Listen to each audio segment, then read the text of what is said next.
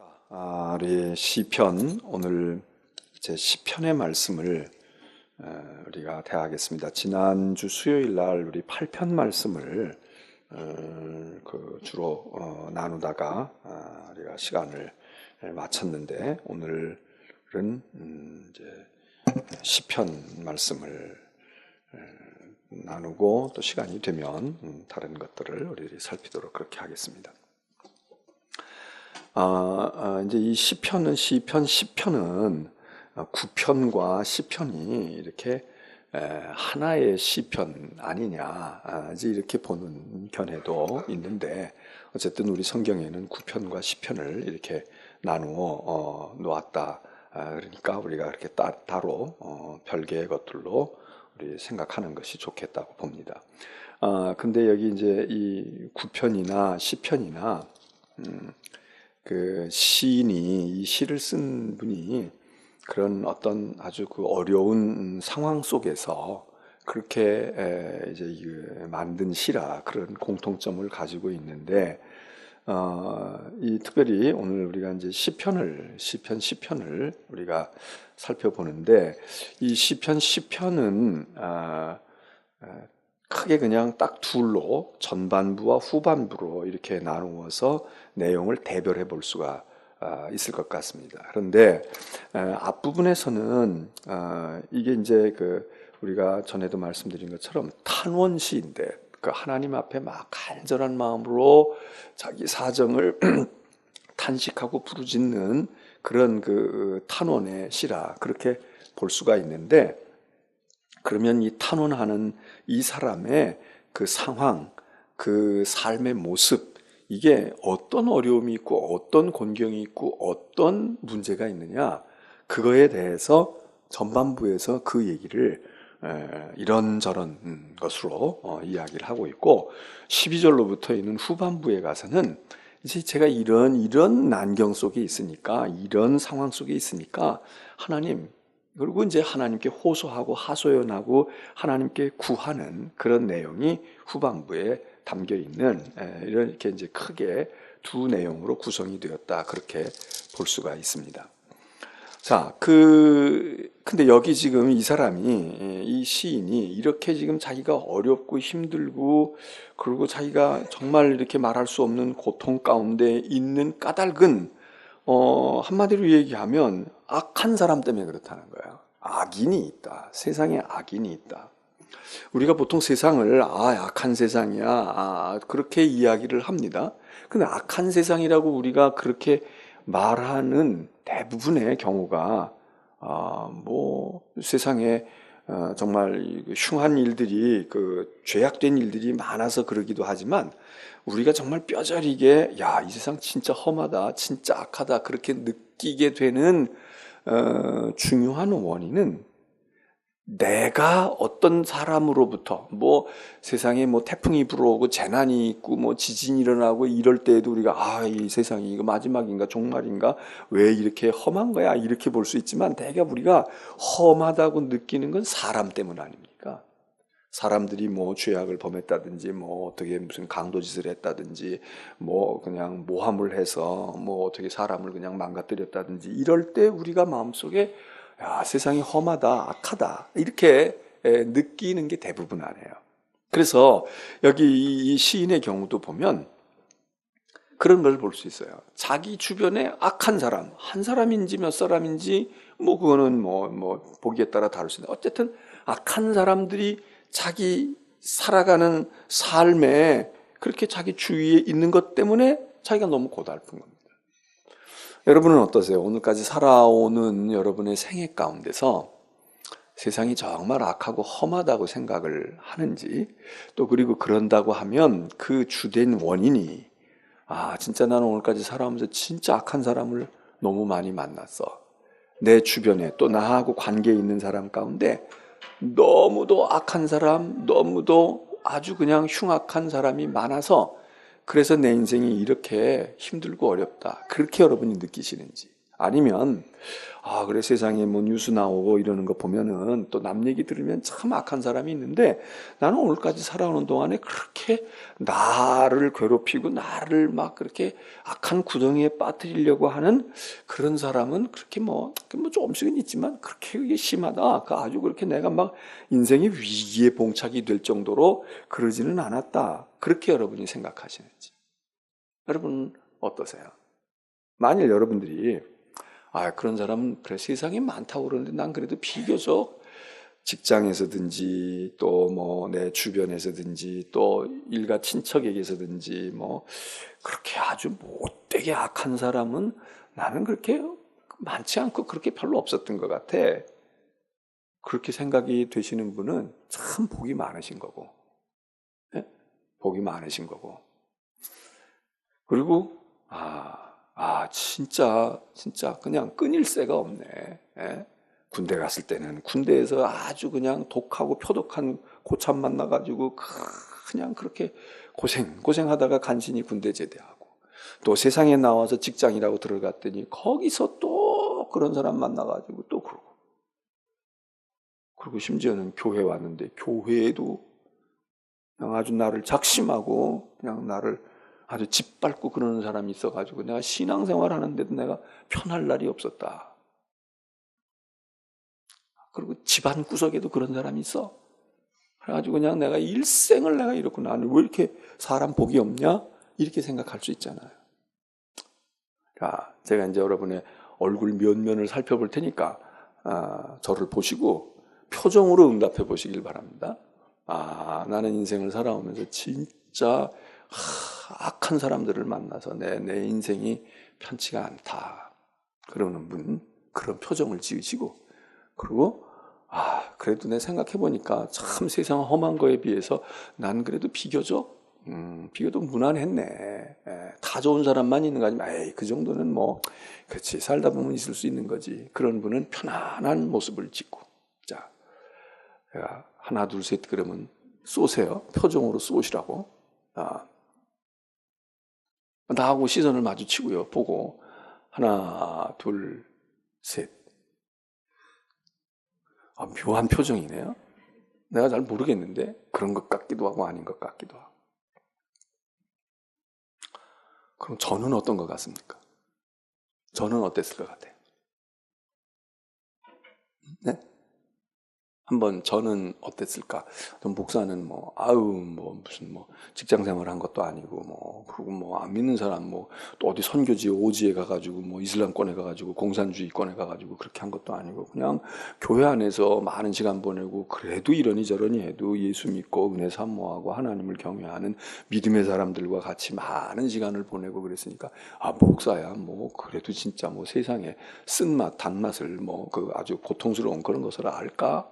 그렇게 생각하셔요? 아니면 여러분들이 또 다른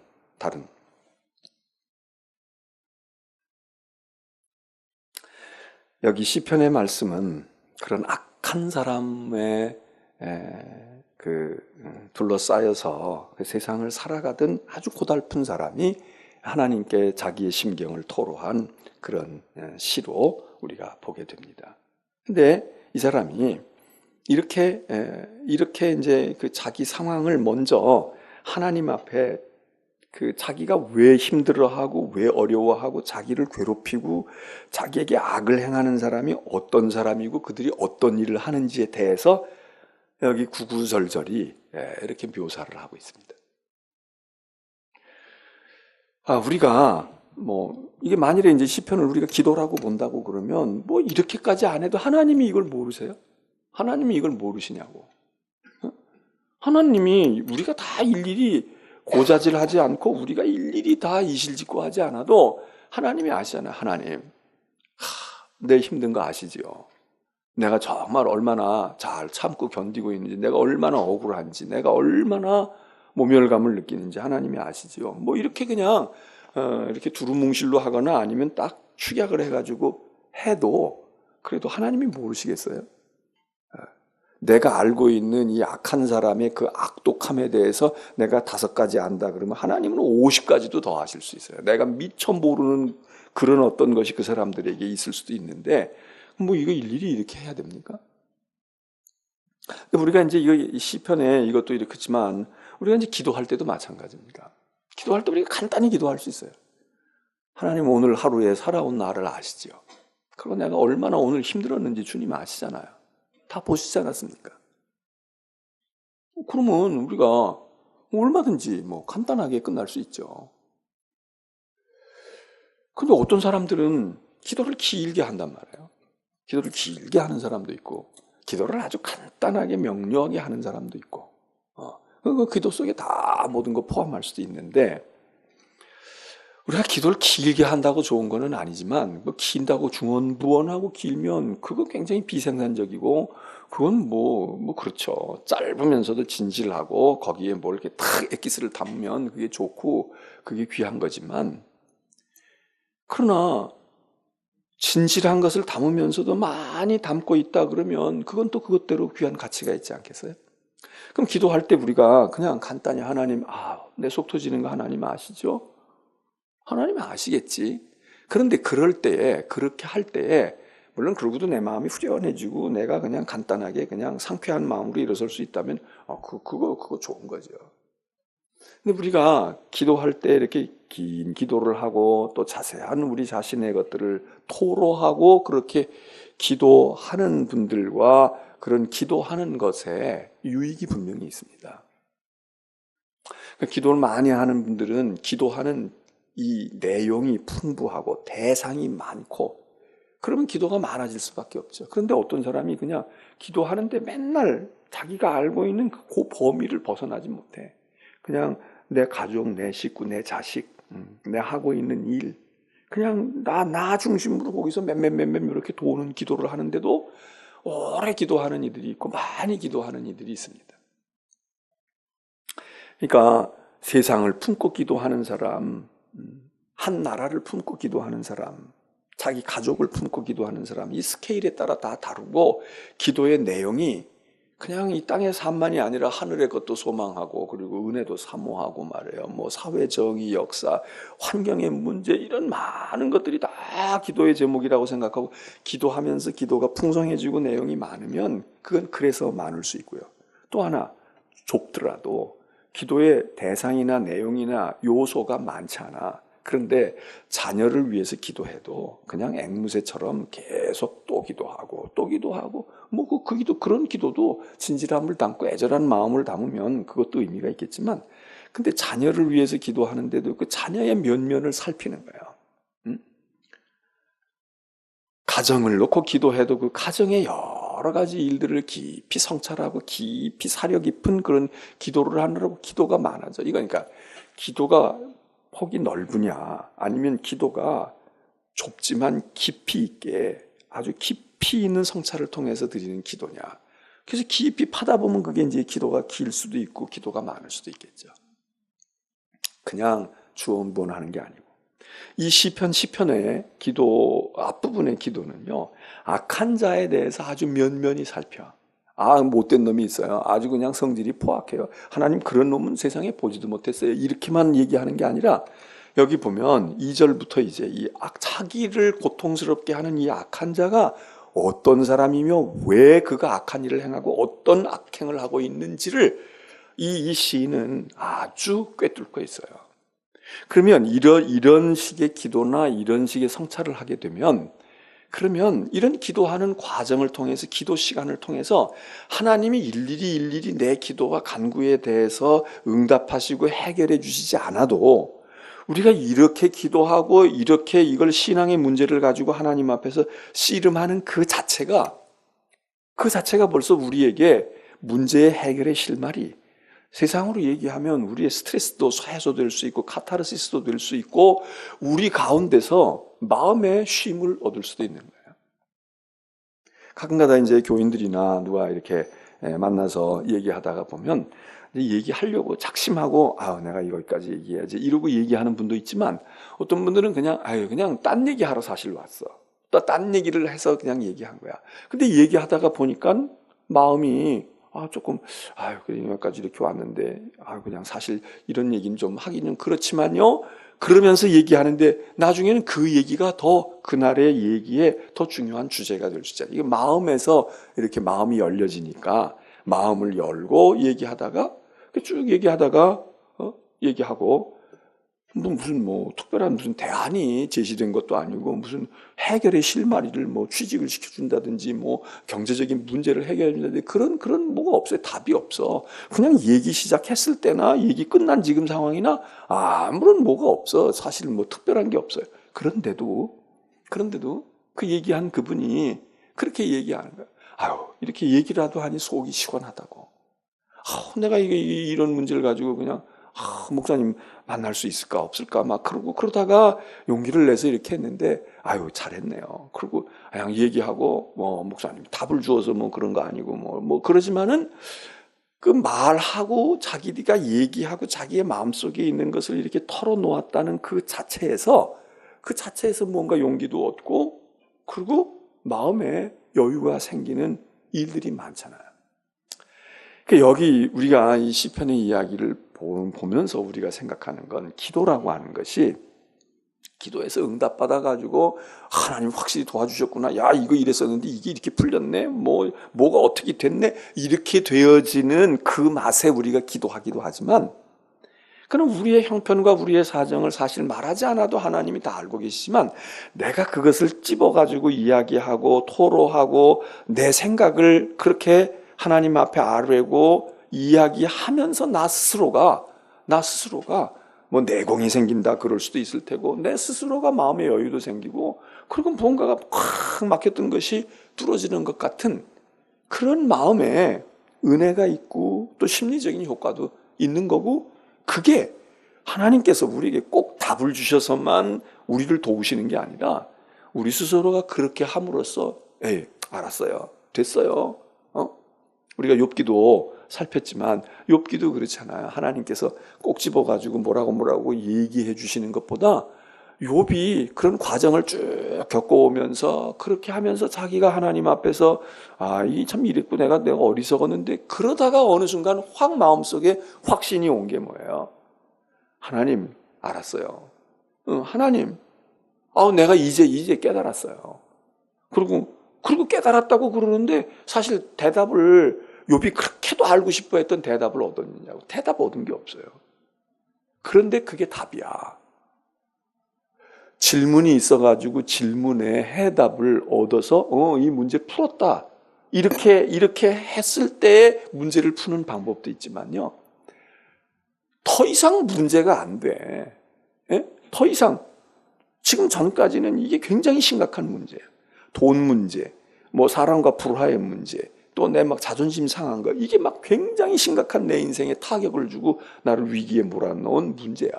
그래서 이걸 어떻게 보상받고 싶고, 이걸 어떻게 위로받고 싶고, 이걸 어떻게 인정받고 싶었는데, 얘기하고, 그러고 하다가 보니까, 그렇지, 인생이 그런 거고. 나만 이런 경우를 당한 게 아니라, 가만히 얘기하다 보니까 나 때문에 또 그렇게 그런 어려움과 시련을 겪은 사람도 생각이 날 수가 있어. 그 얘기하다가 됐어요. 이제 더 이상 얘기 안 해도 되겠어요? 만일에 그러면 문제가 있고 답이 있어가지고 한 세트가 돼가지고 해결될 수도 있지만 문제 자체가 더 이상 내게 있어 큰 문제가 아닌 거예요. 이걸 꼭 알아야만 되거나 이걸 풀어야만 되거나 이게 해결되어야만 되는 게 아니라 그냥 내가 그래 내가 받을 수도 있고 내가 그게 대수롭지 않게 느껴지면서 내 생각이 이렇게 될 수 있다. 그러면 여러분 그게 얼마나 또 더 멋있는 해결입니까? 기도하다 그럴 수 있다. 얼마 전에 어떤 분이 그러더라고요. 같이 이렇게 일을 할 때 서로 이제 협력해가지고 일을 해서 서로 좋은 관계였다는 거야. 근데 이제 어떻게 뭘 하다가 보니까 서로 이제 경쟁하는 상대처럼 느끼게 됐다는 거야. 저 사람이 이렇게 되면 내가 그전에는 서로 힘을 도와가지고 이렇게 했는데 그런데 그 다음에 가만히 생각을 해보니까 특별히 그 상대방 쪽에서 자기를 굉장히 경계하고 그러고서는 이 도와주는 사람이 아니라 이 사람이 어쩌면은 나보다 더 뭐가 되겠다 이렇게 이제 경계심이 발동을 하니까 딱 그 마음에 이렇게 느낌이 달라지더라는 거예요. 그전에는 안 그랬는데 반가워하고 그전에는 뭐 이렇게 서로 이렇게 했는데 그다음부터는 싹 이렇게 말이에요. 뭔가 좀 경계를 느끼게 돼서 그래서 자신이 마음의 상처를 받았다는 거예요. 그분이 그렇게 할 분이 아닌데 그리고 자기는 아직 여러 가지 면에서 그분하고 뭐 이렇게 할 그런 게 아닌데 그런데 한동안 그렇게 마음에 그렇게 생각을 하다가 이런 생각을 했다는 거예요. 에이 그래 이렇게 해가지고 우리가 서로 뭐가 이렇게 부딪히고 그래야 손뼉이 쳐지거나 이게 뭐가 이래야 갈등도 생기는 건데 그래 내가 한 단계 뛰어넘어가자. 저 사람이 나를 이렇게 경계하고 이렇게 해서 거의 비슷한 수준으로 이렇게 해가지고 나에 대해서 경계심을 드러내서 그래서 뭔가가 서먹서먹하고 이랬다 그러면 나는 여기가 아니고 나는 한 단계 더 올랐으면 그럼 이렇게 부딪히지 않잖냐. 이게 그냥 이렇게 가고 그냥 여기는 이러고 뭐 이게 레벨이 다르고 관심이 다르고 관점이 다르니까. 그래서 자기가 그렇게 마음의 생각을 하고 나니까 마음이 편해지더라는 거예요. 나는 그게 아니지. 자기가 그만큼 성장하는 거지. 자기가 이게 왜 그래? 왜 나에 대해서 전에는 말이야 뭐 어쨌다고 그러고 가깝다고 그러더니 왜 이렇게 생각하지 않고 그래. 이제 나는 그 단계를 넘어서야 되겠어. 여기 시편에 있는 이야기처럼 오늘 우리가 하나님께 기도할 때에 우리가 그냥 힘들어요, 어려워요 이것만이 아니라 나의 어려움이나 나를 특별히 괴롭히는 사람에 대해서 이 사람은 이 시편을 가만히 읽어보면요. 여기 후반부에 가가지고 하나님 일어나 주세요. 하나님 손을 드셔서요. 저 악한 자들 좀 어떻게 하나님이 좀 손 좀 봐주세요. 이제 이런 간구를 하고 있지만 이 사람이 쭉 자기를 괴롭히고 있는 악인에 대해서 분석하고 악인에 대해서 알고 있는 것을 가만히 읽으면 이 사람은 벌써 이 악인들보다 능한 사람이 될 가능성이 많고 그 악한 사람들의 그런 음모와 그런 그 계책에 이 사람은 벌써 한 수 더 방비할 수도 있고 뛰어넘을 수도 있고 그까짓 거 상관하지 않을 수도 있는 그런 사람일 수도 있겠다. 그런 생각을 우리가 하게 돼요. 그래서 기도할 때 여러분들도 하나님 앞에 기도하면서 응답을 주셔서 응답이 오는 경우가 있지만 하나님이 해결해 주시고 응답해 주시지 않아도 그 기도하고 하나님 앞에 아뢰고 내 사정을 이야기하고 무엇이 문제인지 저 사람이 어떻게 해서 이렇게 되어진지 저 사람이 나를 어떻게 해고자 하는지 그렇게 이야기하고 생각하고 그리고 분석하는 과정을 통해서 나 스스로가 하나님이 뭐 어떤 신비한 기적을 안 베풀어 주셔도 나 스스로가 기도하고 일어설 때쯤에는 마음의 여유도 생길 수 있고 지혜도 떠오를 수 있고 인내할 수도 있고 그리고 그것의 의미를 찾을 수도 있는 그런 것이 있을 수 있죠. 보세요. 여기 이제 이 사람이 악한 자가 이제 자기 괴롭히는 악한 자에 대해서 뭐 한 7, 8절 쭉 분석을 해요. 근데 여기서 얘기하는 이 악한 자가 가지고 있는 이 성격과 특성은 요 시편의 시인을 괴롭혔던 사람만의 특성이 아니라 사실 우리가 인생을 살아오면서 나 그 사람 때문에 힘들었어. 그 사람 때문에 나 정말 어려웠어. 그랬던 사람들이 대개 이런 공통점을 가지고 있을 거다. 여러분이 그렇게 느끼실 거예요. 자, 2절에 악한 자가 어떻게 해요? 교만합니다. 악한 자가 교만하다. 아주 거만해. 교만해. 악한 자는 대개 교만합니다. 겸손한데 악을 행하는 사람이 있어요? 많잖아요. 저 사람은 진짜 겸손한데 왜 저렇게 악하냐? 이게 겸손하고 무슨 뭐 선한 거하고 그게 그렇게 뭐 특별히 직접 연결이 안 되는 것 같은데 악한데 겸손하다? 참 겸허해. 그런데 겸허한 건 겸허한데 악해. 이게 쉽지 않아요. 그러면 반대로 뭐예요? 악한 사람은 교만해요. 악한 자가 교만한데 어떻게 교만하냐? 그 교만함이 가련한 자를 심히 압박하오니.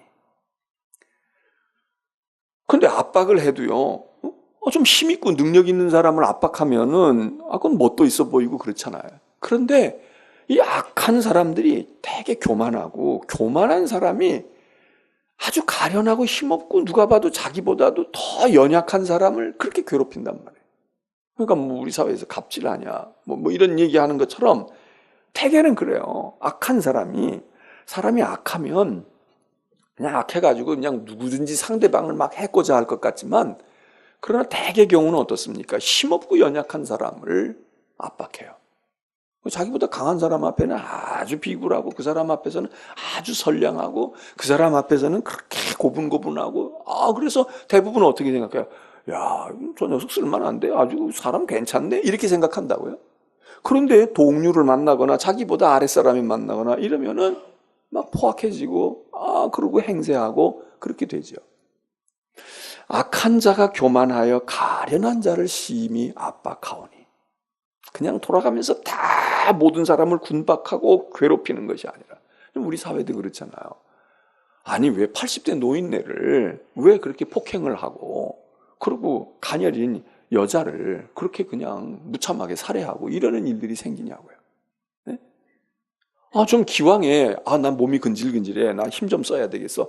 난 정말 가만히 난 못 있겠어. 이러면 주먹질을 하고 싶으면 저보다 좀 건장하고 좀 그런 사람 만나가지고 좀 하면 좋잖아요. 근데 되게 그렇게 하지 않아. 방망이를 휘둘러도 그 연약하고 힘없고 약한 것 거기에 그런 사람은 악하다 이거예요.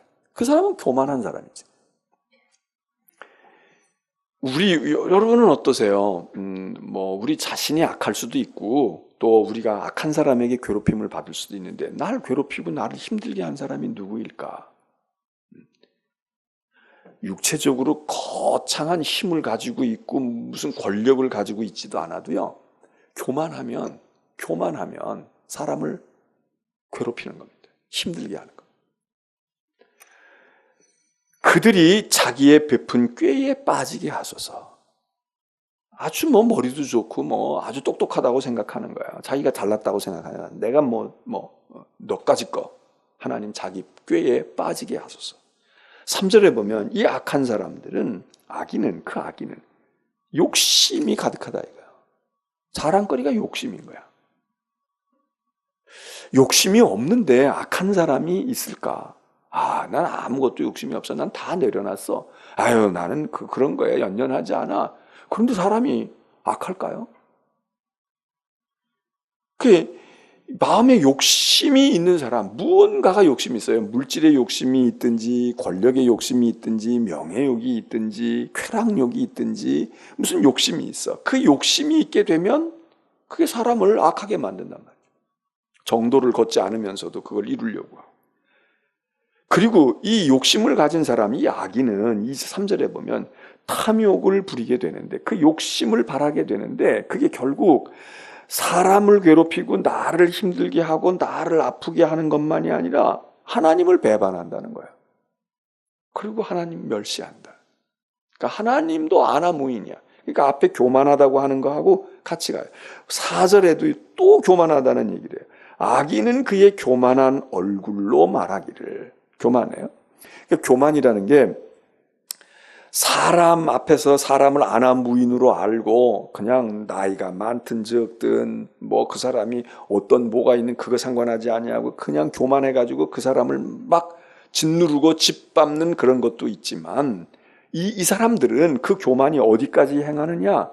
하나님까지. 그래서 하나님도 무시하는 거예요. 하나님도 안중에 없어요. 하나님을 배반하고 하나님을 하나님이 멸시받을 뿐이냐고요. 하나님을 어떻게 멸시해? 근데 이게 악하니까, 교만하고 악하니까 그냥 하나님을 무시하고 하나님을 멸시하는 거예요. 그럼 거꾸로 우리가 이 얘기를 하면 세상에 사람들 가운데서 하나님을 무시하고 하나님을 멸시하는 사람은 악한 사람이다. 그렇게 얘기해도 되는 겁니다. 선행을 베풀고 양심 바르게 살고 그러지만 하나님이 안중에 없어. 하나님을 멸시해. 그리고 하나님과 등져, 하나님과 대적해. 이런 사람은 무슨 아너스 클럽에 가입을 해가지고 1년에 1억씩 갖다 기부를 하고 말해요. 그냥 선행을 베풀고 어디 가서 자원봉사를 하고 그 사람의 눈으로 볼 때는 윤리도덕적으로는 참 겸손하고 참 그 사람 선한 사람일지 모르지만 영적인 안목에서 볼 때는 악한 사람입니다. 하나님을 아랑곳하지 않고 하나님이 없어요. 하나님을 신경도 안 쓰고 그리고 하나님 등 돌리고 하나님께 대적하고 하나님을 아예 멸시하고. 그래서 이 악인은 그 교만한 얼굴로 말하기를 뭐라고 얘기하느냐? 하나님이 감찰하지 않아. 어떤 것을 감찰하지 않냐? 하나님이 내가 지금 이런 일을 하고 있고 내가 악을 행하고 내가 이렇게 해도 하나님이 뭐 나를 어떻게 하실 수 있을 줄 알아? 하나님이 나에 대해서 신경도 안 써. 하나님 나를 어떻게 하나님이 나를 어떻게 건드릴 수 없다는 거예요. 그래서 하나님이 감찰하지 아니하신다고 하고 그의 모든 사상에는 아예 하나님이 존재하지 않는다는 거예요. 하나님이 있긴 어디 있어? 뭐 무슨 하나님이 어디 봐 내가 그런 거 내가 한다고 뭐 나 하나 머리끝 하나 내가 상할 줄 알아? 그런 얘기입니다. 그래서 5절에도 그 얘기예요. 그의 길은 언제든지 견고하고 여기 그의 길은 말이에요. 이건 이제 자기 스스로가 얘기하는 거예요. 그의 길은 그 악한 사람의 길은 언제든지 그들이 이 얘기예요. 내가 이렇게 한다고 뭐 하나님이 계시면 내가 뭐 다리가 부러져? 내가 손이 꺾어져? 아니야. 나는 내 마음 먹은 거 다 성취할 거야. 내가 다 해도 하나님 하자도 나한테는 없고 그는 또 그리고 하나님이 심판하신다고 하자. 그래 하나님 심판이 있다고 너희들이 그렇게 주장하면 주의 심판은 높아서 그에게 미치지 못하오니. 이 얘기는 뭐 하나님의 심판이 아주 높아가지고 뭐 대법원처럼 아주 높은 심판관이어서 그런 얘기가 아니라 하나님의 심판은 여기서 거리가 멀어. 나한테는 영향을 미칠 수가 없다. 그러니까 저 높은 데서 하나님이 뭐라고 행세하고 뭐라고 떠드는데 그게 나한테 아무 영향을 못 미친다. 나한테 난 두렵지도 않아. 나를 건드릴 수 없어. 그 얘기입니다. 그러니까 그가 높아서 그러니까 저기 성경에 보면 그런 얘기 있잖아요. 하나님의 팔이 짧아서 너희를 구원치 못하실 줄 아느냐? 예언자들은 이제 거꾸로 그렇게 얘기하지만 이 사람들은 얘기하는 거야. 하나님의 팔은 짧아. 우리하고 하나님의 거리는 멀리 떨어져 있는데 하나님은 우리 소리 제 듣지도 못해. 내가 음모 꾸미는 거 하나님이 뭐 알한 것도 하지 않, 알지도 못하고 인식도 못하고 설사 알고 있다고 할지라도 그 하나님이 나한테 달려오기 전에 나는 도망가고 그 하나님의 손길이 나를 붙잡으려고 하면 손이 짧아가지고 나한테 올 수도 없어. 그런 짧은 하나님, 그런 무기력한 하나님. 이제 그런 조롱하잖아요. 우리가 얘기할 때도 하나님이 아예 없다고도 말할 수 있고 하나님이 있지만 죽은 하나님 무슨 능력이 있어? 하나님이 뭐 이 로봇만도 못하고 내가 기르는 반려견 개만도 못해. 뭐 이렇게 할 수 있잖아요. 그런 식이에요. 하나님이 심판? 그래 심판한다고 하자. 그 하나님이 나를 심판할 것 같아? 어린 반푼어치도 없지. 해보라고 그래. 나는 그거 신경 안 써. 내가 하고픈 대로 할 거야. 이렇게 호언장담한다는 거예요. 그는 그의 모든 대적들을 멸시하며 자기에 대해서 뭐라고 하는 거 아랑곳하지 않는다 이거예요. 그리고 6절에 그의 마음에 누구의 마음에 악한 자의 마음에 이르기를 자기 스스로 자기에게 얘기하는 거예요. 악한 사람이 나는 흔들리지 않아. 누가 내 길을 막아? 누가 나를 안 된다고 얘기해? 하나님 해보라고 해. 그 얘기입니다. 나는 흔들리지도 않고 그리고 대대로 내 자손들 다 아무 문제 없을 거야. 김일성이가 우리 아들 김정일이 다 알고 그냥 해먹을 때까지 해먹고 늙어 죽을 때까지 그래도 아무 문제 없을 거야. 이거 내가 다 하고 어느 놈이 뭐라고 그래. 내가 다 감찰하고 내가 다 할 건데 우리 아들 놈이 또 하고 그리고 그 아들이 3대 4대에 내려가면서까지 마음에 이르기를 나는 흔들리지 아니하며 대대로 자자손손 환난을 당하지 아니한다. 이렇게 호언장담한다는 거야. 이러고 있다는 거야. 그래서 7절에 이 시인이 얘기하는 거예요. 하나님, 그 사람들의 입에는요 저주와 거짓과 포악이 너무 가득 찼어요. 입만 열면 그런 호언장담을 해요. 그의 혀 밑에는 말이죠. 아주 남을 해코자 하는 그런 폭력과 악행과 죄악이 그냥 여기 뭐 어디 속인지 그냥 아주 창고에 가득 찬 것 같아요. 입을 열고 그 혀 밑에서는 줄줄줄줄 그런 게 나오고 있다. 여러분, 이 악한 사람의 이런 행동과 이런 특징에 대해서 얼마나 깊이 이 사람이 이걸 공부해가지고 뭐 연구를 했는지 아니면 경험을 해서 체득을 했는지 얼마나 알아요. 그냥 우리가 얘기할 때는 힘들어. 그냥 아주 못된 놈들이, 악한 놈들이 어쩌면 성질이 그러냐? 그냥 우린 이러고 말잖아요. 근데 이 사람은 다 분석하고 있는 거예요. 저게 왜 심리적으로 왜 저럴까? 왜 저런 생각을 하게 될까? 그리고 저 사람들은 어떤 방법을 쓸까? 말로는 어떻게 하나? 행동으로는 어떻게 하나? 그 다음에 이제 나와요. 8절에 보면 이제 그들의 행동과 그들의 실제로 움직임에 대한 것도 이렇게 얘기해요. 그 악한 자가 마을 구석진 곳에 앉으며 은밀한 곳에 앉아가지고 그리고 거기서 무죄한 자를 죽인다. 딱 기다리고 있다가 들키지도 않아. CCTV도 없는 곳에 뭐 흔적이 어디가 있는지 6층에서 내려갔는데 어디로 갔는지 그 다음에는 안 나타나. 예? 그런 생각과 그런 치밀함을 다 가지고 있다 이거예요. 그가 마을 구석진 곳에 앉아 있으며 은밀한 곳에서 눈에 띄지 않게 무죄한 자, 아무 죄 없는 자, 누구 자기 같은 존재, 그런 자들을 죽인다. 세상에 그런 일이 많잖아요. 쥐두새도 모르게. 이게 자살인지 타살인지 몰라. 그러니까 처음에는 그냥 자살인가 봐 그랬는데 정권이 바뀌고 한참 지나고 나면 그게 타살인지 다시 조사해야 되겠다는 거야. 뿐만 아니라 그의 눈은 가련한 자를 엿보나이다. 아니 내버려둬도 자기 먹고 살기 힘들고 자식 기르고 애들 뒷바라지 하는데도 온 힘을 다 써도 그 사람들은 기진맥진할 사람들이에요. 그런데 그거를 엿보고 앉았다 이거야. 그걸 어떻게 그냥 쓸어버리려고 그러고.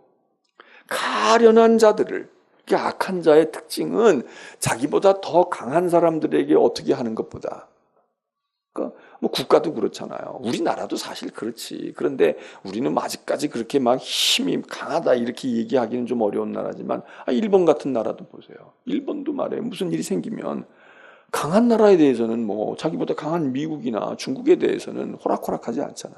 그거 어렵잖아요. 그리고 뭐 배상하라고 그러면 배상 다 하잖아.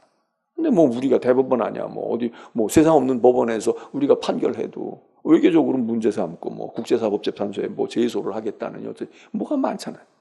회사들도 그러잖아요. 뭐 우리 지금 뭐 어떤 자동차 회사 불이 그렇게 순식간에 나도 만일 미국에서 도로에서 저런 일들이 저렇게 벌어졌다 그러면 그거 알아서 해결할 거야. 아마 알아서. 아니면 그냥 법원에서 그냥 내려치면은 그러니까 알아서 길 거 아니에요. 뭐 어떤 회사도 말이지 중국에서 무슨 문제가 생기면 그러면 알아서 다 리콜하고 다 어떻게 해가지고 말이지 뭐 어떻게 보상한다고 그러고 근데 뭐 한국은 뭐 어쨌다 저쨌다 해도 그냥 뭐 신경 안 왜겠어요. 악한 세상에 악한 집단이나 악한 국가나 악한 개인이 가련한 자들에 대해서는 만만한 거죠.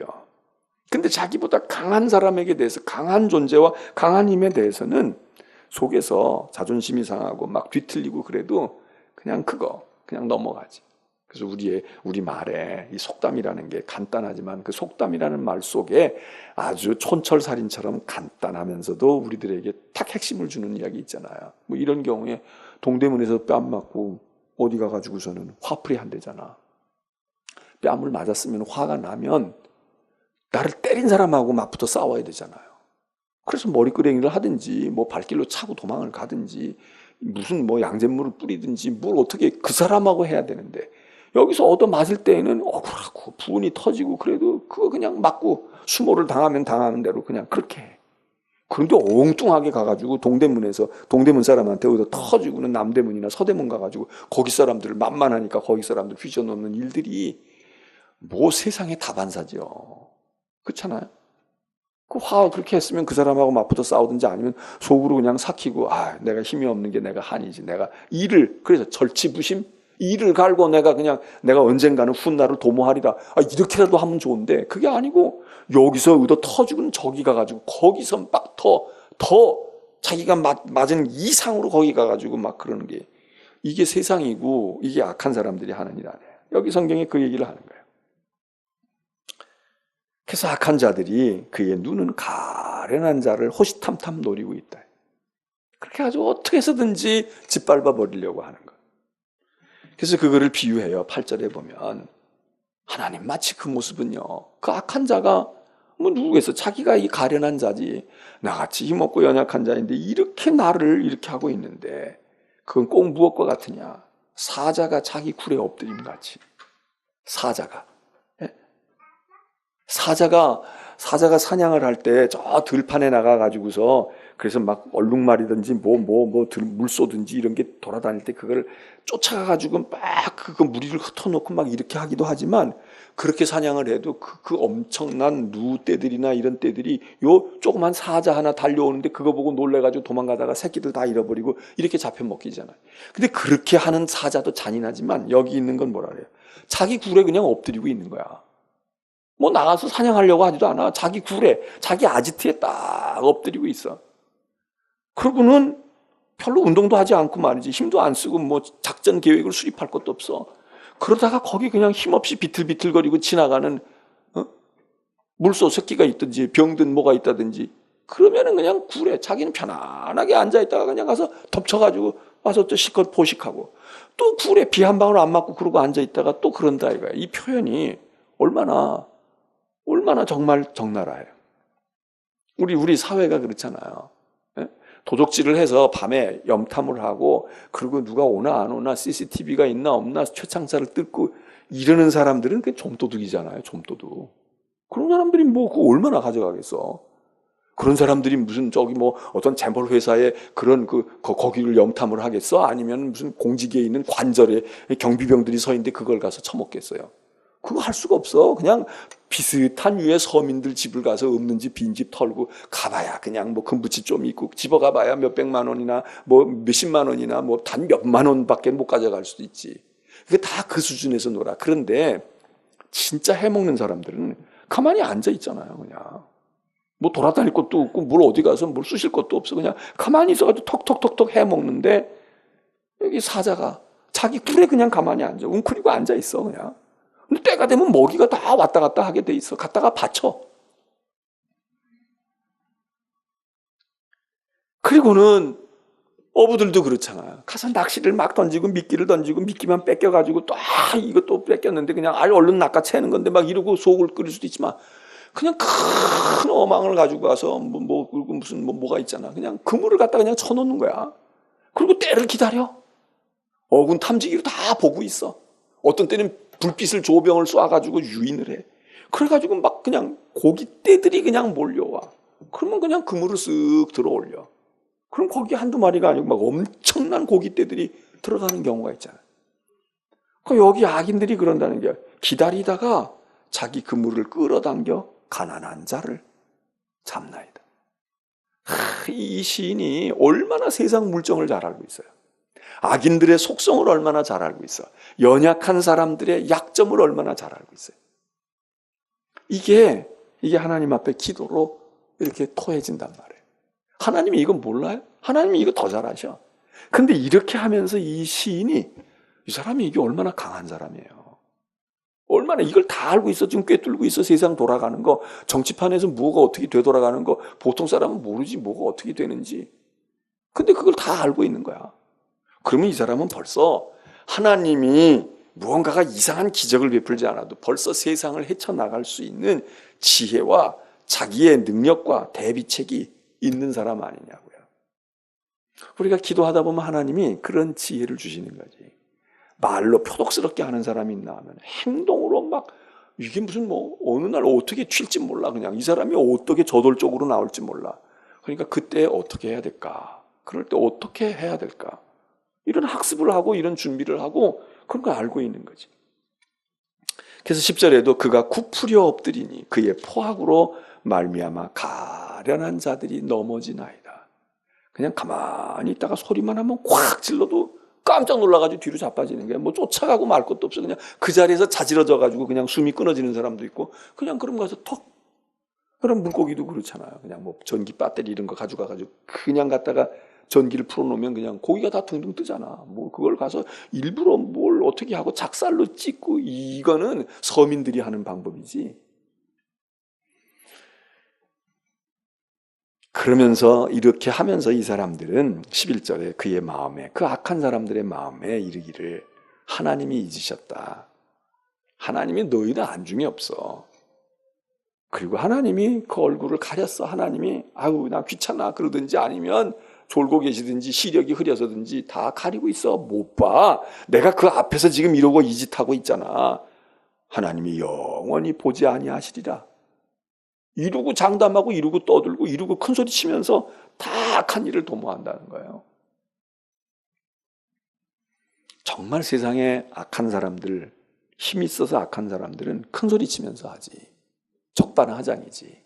감옥에 갈 사람이 재판하고 앉았고 그리고 의로운 사람이 감옥에 가고 그리고 올바른 이야기 하는 사람이 누명 뒤집어 쓰고 못된 이야기 한 사람이 아이고 이 사람이 정말 의인이라고 그러고 상 받는 일들이 세상에 다반사하네요. 그런 세상을 살고 있는 그 여러분 주변에 이런 사람이 없다면 얼마나 행복한 거예요? 그리고 만일에 여러분이 주변에 내 주변에도 이런 사람이 있어. 내가 진짜 근데 이미 여러분은 강한 사람이에요. 그렇게 됐으면 그런 걸 알고 겪으면서 이거 읽으면서 막 공감이 되는 거야.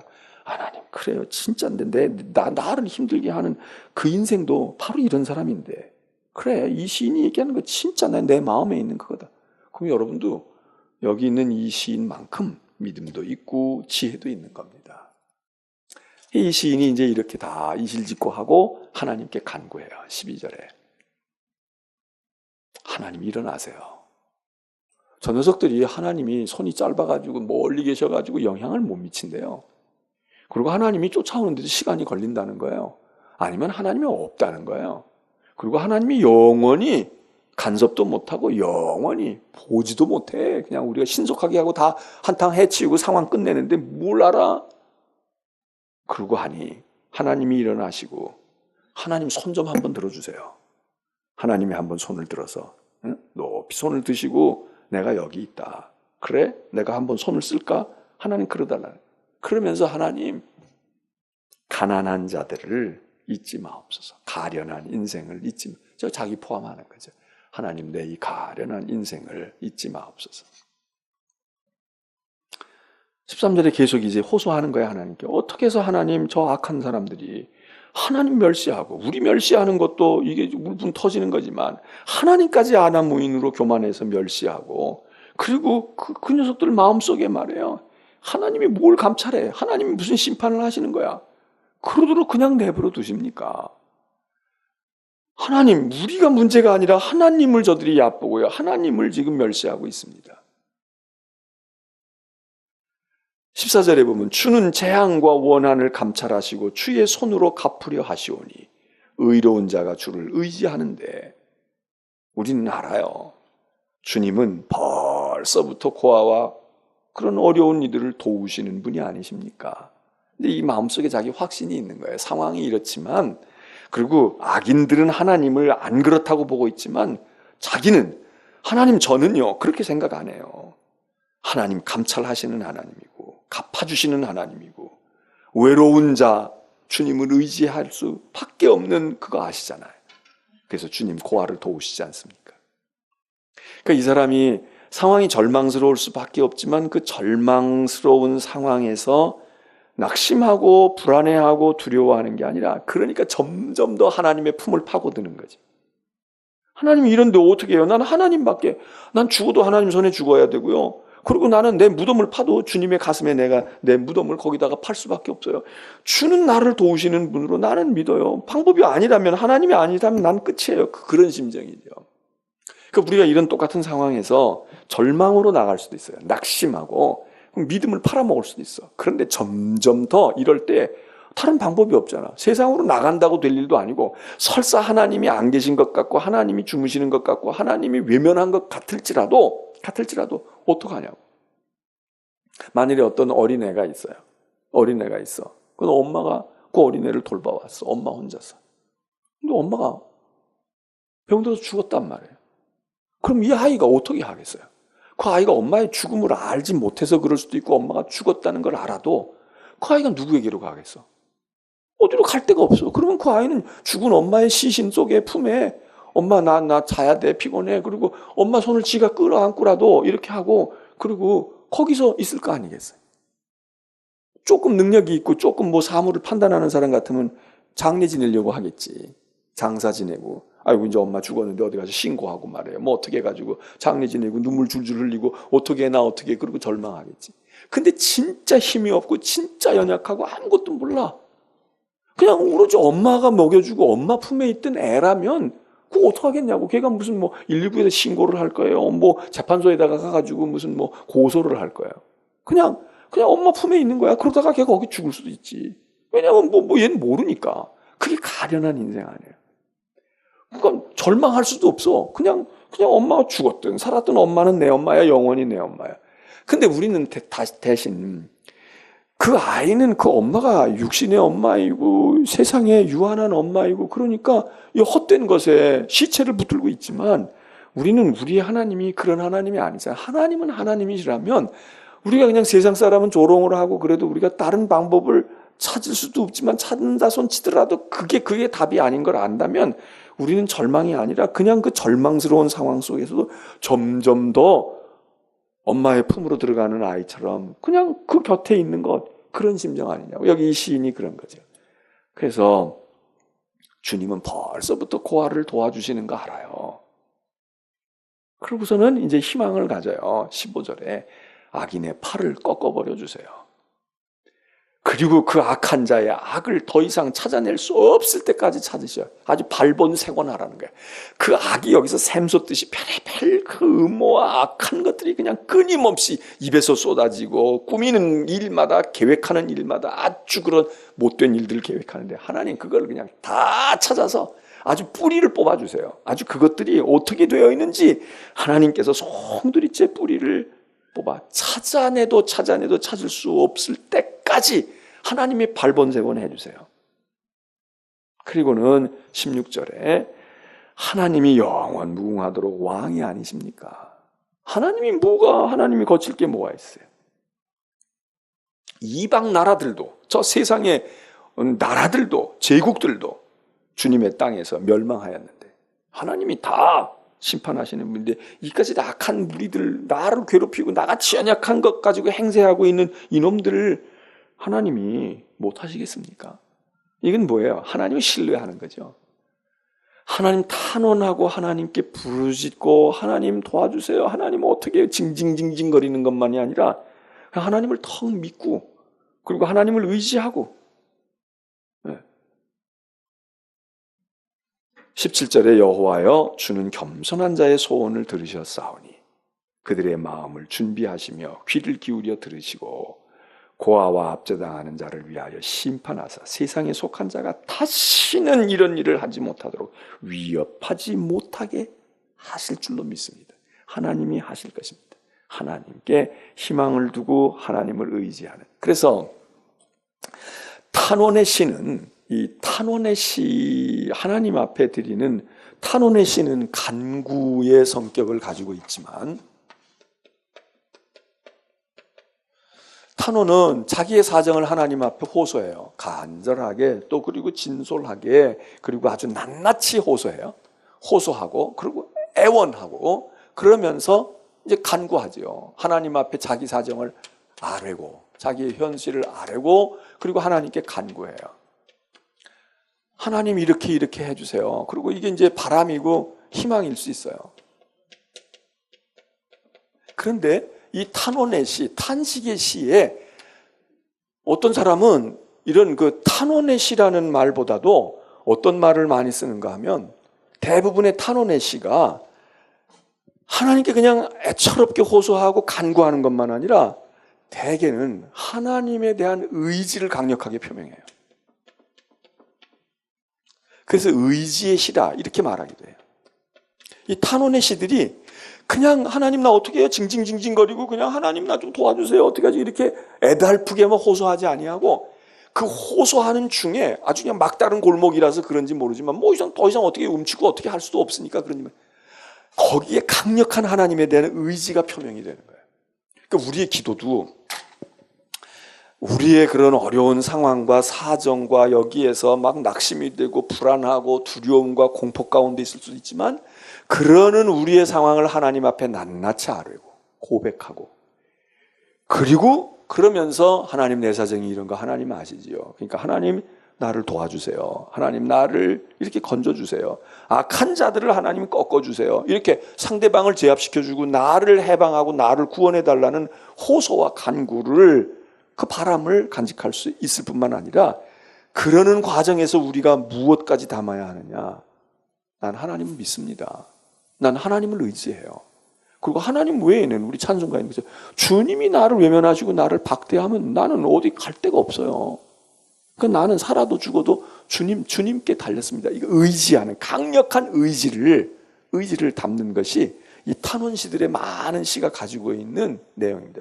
그래서 이게 어떻게 보면 굉장히 약한 자들의 기도이지만 이 약한 자들이 약한 게 아니라 거기서 하나님께 대한 의지를 천명한다. 하나님 나는 하나님을 의지한다. 하나님 고아를 도와주는 분 내가 알아요. 하나님 제가 알아요. 하나님 속성을 알아요.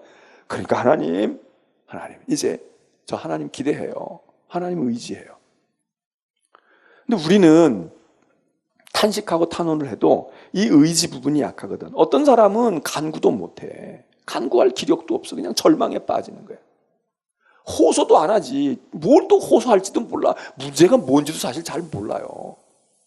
근데 우리가 병에 걸려 있든지 어떤 문제가 있어가지고 얘 병에 걸리면 의사를 만나고 문제가 있으면 변호사를 찾든지 무슨 재판장에 가서 호소할 거 아니에요. 경찰서에 가서 내가 이렇게 당했어요. 어떻게.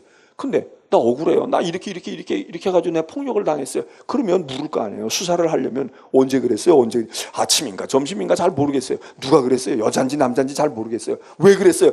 내가 먼저 잘못했는지 안 했는지 이렇게 하게 되면 이게 얼마나 곤란해요. 근데 아픈 사람이라도 의사를 만날 때 자기 건강 일지가 있거나 제가 한 달 전부터 소화가 잘 안 됐어요. 근데 지난주에 와서는 제가요 막 머리도 아프고 그러고 막 다리가 저리기 시작하고 그랬는데 제가 이렇게 하면 의사가 벌써 그러잖아. 근데 안 그러고 그냥 아파요.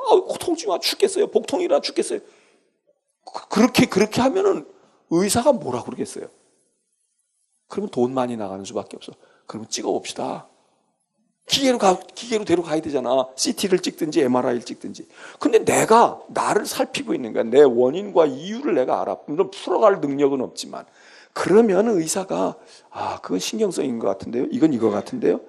그냥 MRI까지 안 찍어도 이거는 그리고 문진도 할 수 있고 그리고 무언가를 데이터를 가지고 할 수 있잖아요. 우리가 기도할 때 그냥 하나님 앞에 생때만 물론 하나님이 다 아시고 했을 수도 있지만 우리 스스로가 이렇게 이 시편에 있는 시편의 이야기처럼 이 시인처럼 우리의 문제를 낱낱이 살피고 이렇게 한다 그러면 우리 쪽에서 이미 거의 절반 이상은 대처할 수 있는 능력과 여유와 지혜가 우리 가운데 온단 말이에요. 그래서 여기 시편 이 시편만이 아니고 이런 시들이 많이 나와요. 이런 시들이 많이 나온다. 그래서 오늘 우리가 이런 요소들을 생각해야 돼요. 우리가 하나님 앞에 호소하려면 제대로 해야 돼. 하나님께 아뢰려면. 그리고 구해야 돼. 내 나름대로 이 사람 얘기잖아요. 악이네. 저놈이 팔 가지고 손 가지고 못된 짓 해요. 저 팔을 하나님 부러뜨려 주세요.